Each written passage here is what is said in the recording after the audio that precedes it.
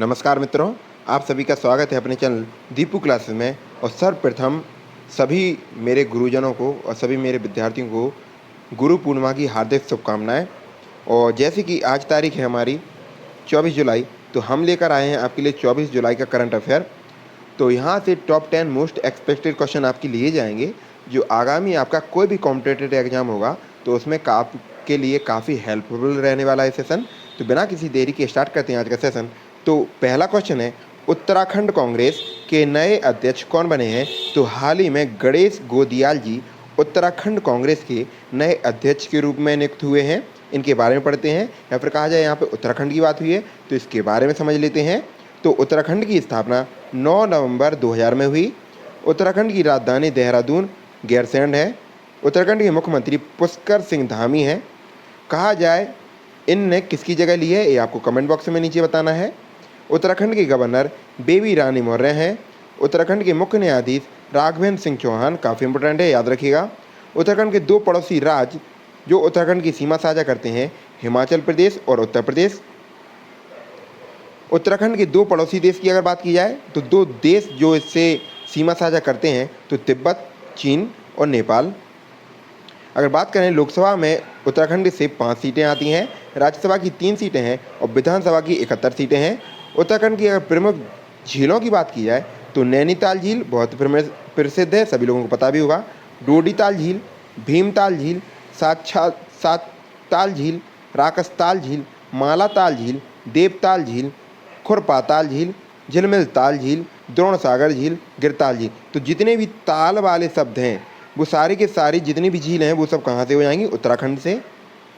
बढ़ते हैं आगे, देखिए यहाँ पे देखिएगा, श्यामालाल ताल झील, रूपकुंड झील, सत्ताले सत्त झील, नकुचियाल झील, गौरीकुंड झील, नदी कुंड झील, सुरपाताल झील, ये सभी की सभी कहाँ की हैं? उत्तराखंड की प्रमुख झीलें हैं।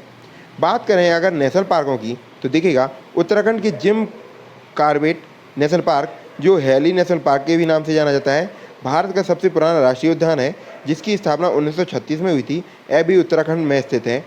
लेकिन अगर कहा जाए कि जब उत्तराखंड का विभाजन नहीं हुआ था तब ये कहाँ पे था, तो ये उत्तर प्रदेश में हो जाएगा, क्योंकि इसका विभाजन उत्तर प्रदेश से हुआ है।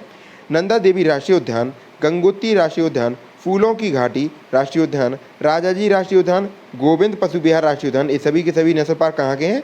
उत्तराखंड के हैं, ये भी याद रखिएगा। भारत का सबसे ऊंचा बांध टेहरी बांध, कौन सा? टेहरी बांध, जो भागीरथी नदी पर स्थित है, ये भी कहाँ पे है? उत्तराखंड। देखिएगा यहाँ पे दिया गया है ऊंचा बांध, लेकिन अगर कहा जाए बड़ा बांध तो बताइए कमेंट बॉक्स में कि सबसे बड़ा बांध कौन सा है और किस नदी पर है। आपको नदी हम बता दे रहे हैं, ये हमारा महानदी पर स्थित है। किस पे? महानदी पर। अब आपको बताना है कौन सा बांध है। नंदा देवी पर्वत, यह भी हमारा उत्तराखंड में है।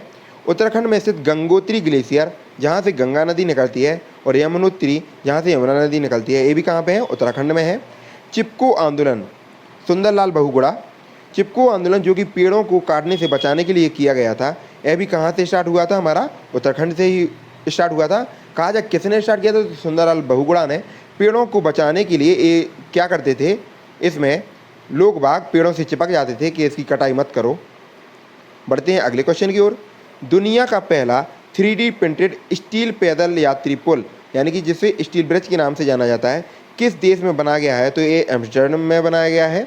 इसके बारे में पढ़ते हैं। तो दुनिया का पहला 3D प्रिंटेड ब्रिज नीदरलैंड्स की राजधानी एम्स्टर्डम में लगाया गया है। इसे बनाने में 4500 किलोग्राम स्टेनलेस स्टील, तो कहा जाए कितनी? तो देखिएगा 4500 किलोग्राम स्टेनलेस स्टील का उपयोग किया गया है। और इस ब्रिज को बनाने में किसी इंसान ने मेहनत नहीं की, मतलब किसी भी स्थान ने, मतलब इंसान ने नहीं बनाया इसको, बल्कि इसे 3D प्रिंटेड स्टील ब्रिज को रोबोट ने बनाया है। ठीक है, तो मशीनों द्वारा भी बनाया गया है। दुनिया के पहला अगर करंट अफेयर की बात की जाए तो इसको भी यहाँ पर डिस्कस कर लेते हैं। किस देश ने विश्व का पहला लकड़ी से बना उपग्रह बिसाबुडसैट, काफ़ी चर्चा में रहा है, को लॉन्च किया? तो ये न्यूजीलैंड का हो जाएगा। किस राज्य में दुनिया का पहला अनुवांशिक रूप से संशोधित GM रबर का पौधा लगाया गया? तो ये भारत में लगाया गया है, असम में। दुनिया की नंबर 1 तीरंदाज कौन बनी है? तो हाल ही में दीपिका कुमारी भारत की दुनिया की नंबर 1 तीरंदाज बनी है।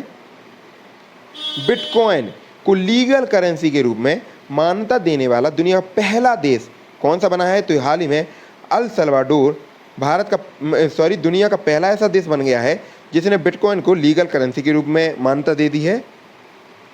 दुनिया का सबसे बड़ा रेत का महल कहाँ बनाया गया है? तो काफ़ी इंपॉर्टेंट है, डेनमार्क में बनाया गया है।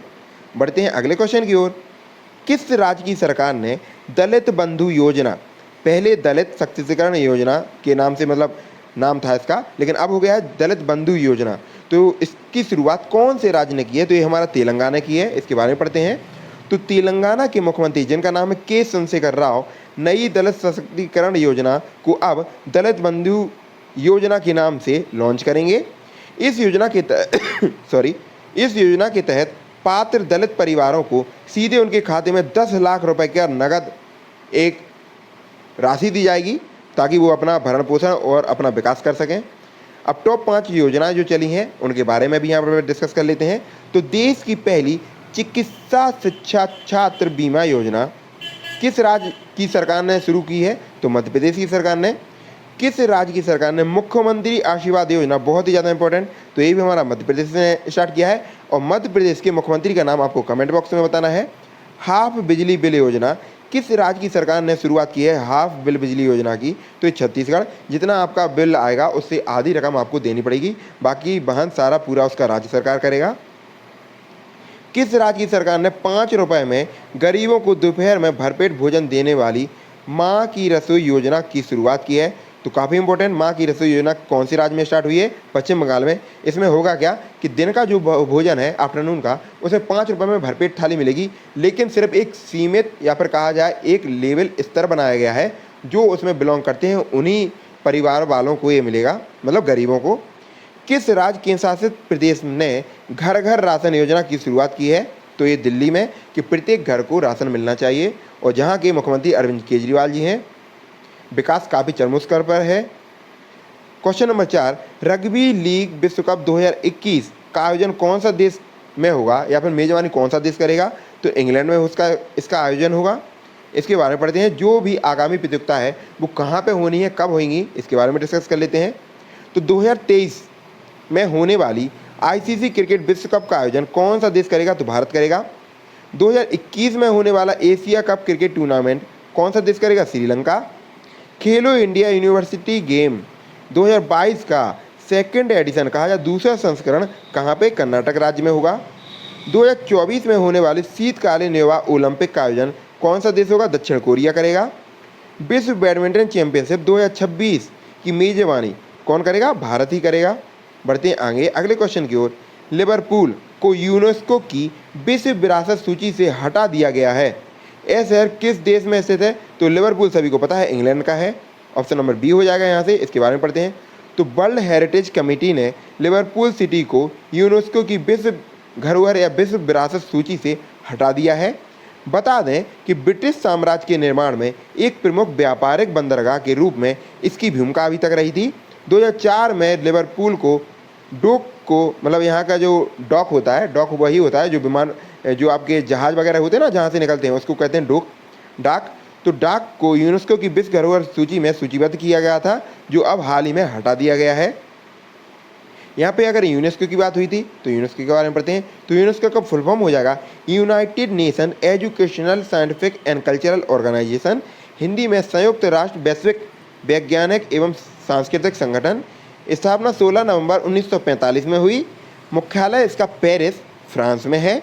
अध्यक्ष की बात किया जाए तो आंद्रे ओजुले हैं, ये भी याद रखिएगा, काफ़ी इंपॉर्टेंट है। कौन सा देश 2032 ग्रीष्मकालीन ओलंपिक, जो कि 2032 में होगा, और 2032 में ही पैरालंपिक खेलों की मेजबानी करेगा? तो ये करेगा हमारा ऑस्ट्रेलिया, दोनों खेलों का, चाहे वो ग्रीष्मकालीन हो चाहे पैरालंपिक। तो 2032 की यहाँ पे बात हुई है। इसके बारे में पढ़ते हैं। अंतर्राष्ट्रीय ओलंपिक समिति IOC ने 2032 ग्रीष्मकालीन ओलंपिक और पैरा ओलंपिक खेलों के लिए ऑस्ट्रेलिया के ब्रिस्बेन शहर को मेजबानी के लिए चुना है। मतलब इसका मेजबानी कौन करेगा? हमारा ऑस्ट्रेलिया करेगा। यह 35वां ओलंपिक होगा। इसके पहले भी ऑस्ट्रेलिया इसकी 2 बार मेजबानी कर चुका है। मतलब एक कौन सा होगा? तीसरा होगा, जिसका मतलब मेजबानी ऑस्ट्रेलिया लगातार करेगा, लगातार नहीं मतलब अल्टरनेट करेगा। मेलबर्न में 1956 और सिडनी में 2000 में ओलंपिक खेलों का आयोजन किया गया था। इसके बारे में पढ़ते हैं। अगर IOC की यहाँ पर चर्चा हुई है तो इंटरनेशनल ओलंपिक कमेटी स्थापना 23 जून 1894 में हुई। मुख्यालय लुसाने स्विट्जरलैंड में है। अध्यक्ष की बात की जाए तो थॉमस बॉच हो जाएंगे।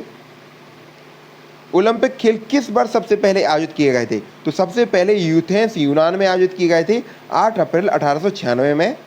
ओलंपिक खेलों में किस वर्ष महिलाएं शामिल हुई? तो इसके जस्ट अगले बार यानी 4 वर्ष बाद, तो 1896 में चालू हुआ, 4 वर्ष मतलब 1900, तो 1900 में इसमें महिलाएं शामिल होने लगीं।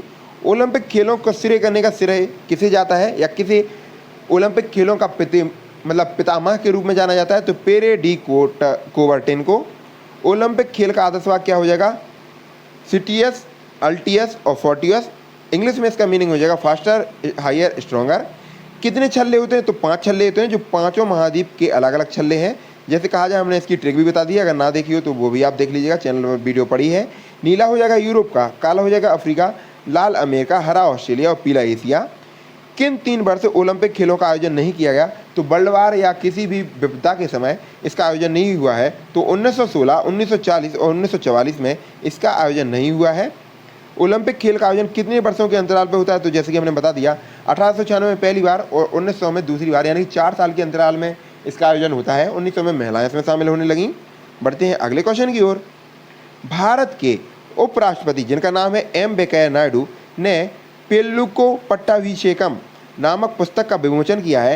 यह पुस्तक किसके द्वारा लिखी गई है? तो यह पुस्तक लिखी गई है यालमंचिली शिवाजी के द्वारा। अब यहाँ पे करंट में टॉप 5 और ऑथर की बात कर लेते हैं, उनके लेखकों की। तो नो द एंटी नेशंस पुस्तक RSN सिंह द्वारा। गिल्ली डंडा टू गोल पुस्तक राम वर्मा द्वारा, काफ़ी इंपॉर्टेंट है। A new silk road India, China and the geopolitics of Asia किक्सुक नाग द्वारा। बिकॉज इंडिया कम फर्स्ट पुस्तक राम माधव द्वारा।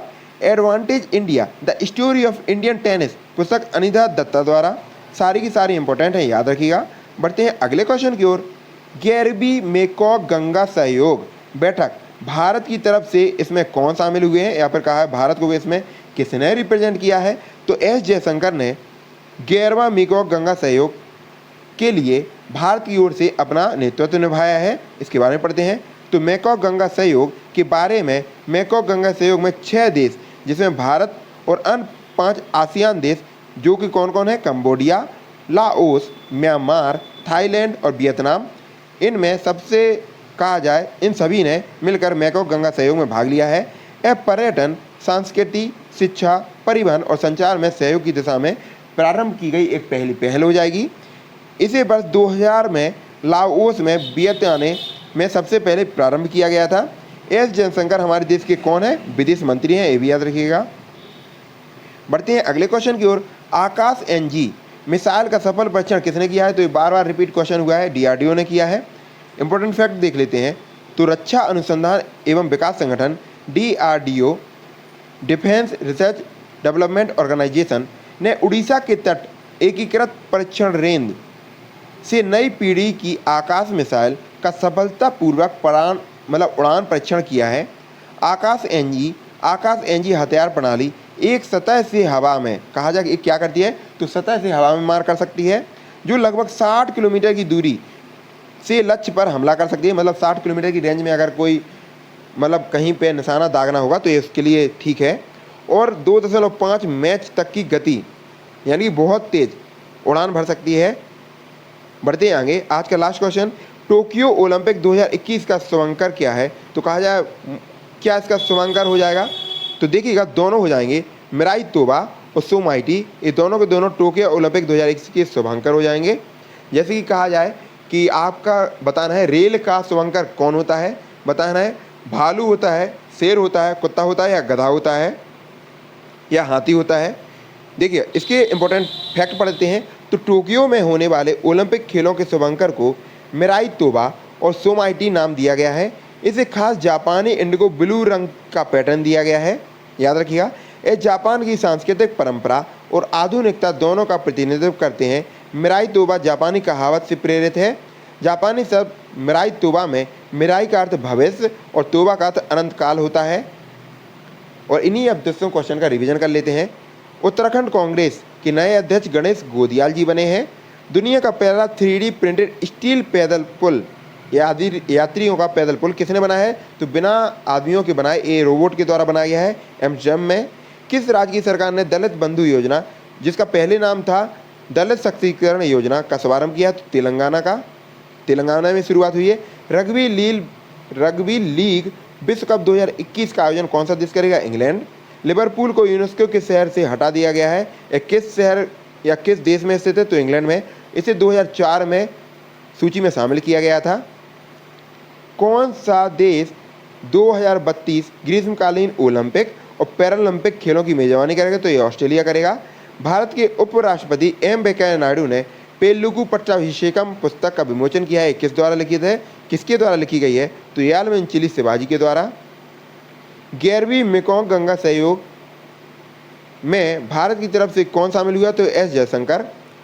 आकाश एनजी मिसाइल का सफल परीक्षण किसने किया है? तो डीआरडीओ ने किया है। 60 किलोमीटर की रेंज तक ये मार सकती है। टोक्यो ओलंपिक का शुभांकर मैक्टॉस क्या है? तो मिराई तोबा सोमाइटी। तो याद रखिएगा। तो ये थी हमारी करंट की छोटा सी सेशन। आशा करते हैं चीज़ें स्पष्ट हुई होंगी। अगर चैनल पर नए हैं तो चैनल को सब्सक्राइब कर लीजिए। ऐसे ही हंसते रहिए, पढ़ते रहिए, मुस्कुराते रहें। बाबा टेक केयर, जय हिंद। और एक बार फिर से गुरु पूर्णिमा की सभी को हार्दिक शुभकामनाएं। सभी हमारे गुरुजी को हमारा चरण वंदन। ऐसे ही हंसते रहें, खुश रहें, प्रसन्न रहें। मिलते हैं अगले सेशन में, तब तक के लिए धन्यवाद।